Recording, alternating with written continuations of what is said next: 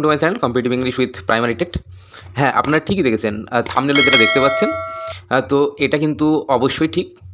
এবারে নতুন 2024-এর যে শিক্ষাবর্ষ, তো এখান থেকে ইন সার্ভিস টিচার আপনারা যারা আছেন এবং তার পাশাপাশি যেসব অনগোয়িং রিক্রুটমেন্ট চলছে, যেমন আমি প্রাইমারির কথা যদি বলি, 11,765টা ভ্যাকেন্সিতে শিক্ষক নিয়োগ 2014 এবং 2017 সালের যে টেট প্রার্থী যারা পার্টিসিপেট করেছে, তো তাদের নিয়োগও খুব শীঘ্র হয়ে যাবে। তো তারা অবশ্যই হবু শিক্ষক শিক্ষিকা।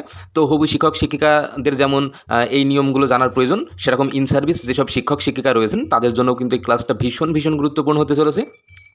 তো অবশ্যই স্কিপ না করে শেষ পর্যন্ত ভিডিওটি দেখবে। তো চলো আমরা তাহলে আজকের ভিডিওটা শুরু করি।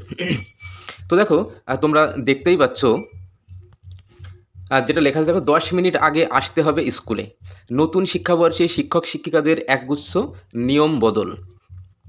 তো এখানে প্রধানত আমরা যে নিয়মটা জানতে পারবো, যেটা আমরা জানতে পারছি সেটা হলো, এই যে শিক্ষক শিক্ষিকা যারা আছেন তারা এই যে বিদ্যালয়ে আসার যে সময়সূচি যেটা ছিল, মানে অ্যারাইভাল আর ডিপার্চার, অর্থাৎ তিনি কখন আসছেন এবং কখন স্কুল থেকে বেরিয়ে যাচ্ছেন, টোটাল মানে সেই দিনের পঠন পাঠন মানে কমপ্লিট করে।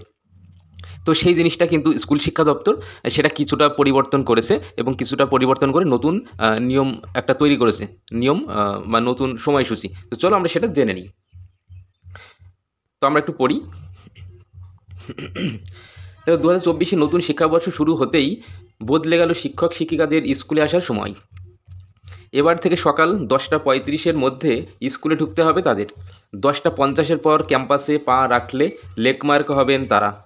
আর 11:15-র পর এলে আর হাজিরা খাতায় সই করতে পারবেন না তারা।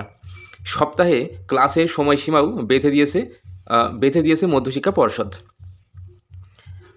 আচ্ছা, তারপর দেখো, এই নিয়ম রাজ্য সরকার ও সরকার অনুমোদিত স্কুলগুলির ক্ষেত্রেই ধার্য হবে। তাহলে অবশ্যই এগুলো বোঝা গেল, এটা কিন্তু সংবাদপত্রে প্রকাশিত। তো অবশ্যই ইন সার্ভিস টিচার আপনারা যারা রয়েছেন, খুব শীঘ্রই আপনারা স্কুল শিক্ষা দপ্তর যেটা রয়েছে, তো সেখান থেকে অবশ্যই নোটিফিকেশন পাঠাবে। আপনারা এসআই মারফত সেই নিয়ম শৃঙ্খলাগুলো জানতে পারবেন, যেগুলো আপনাদের এবার থেকে মেনে চলতে হবে।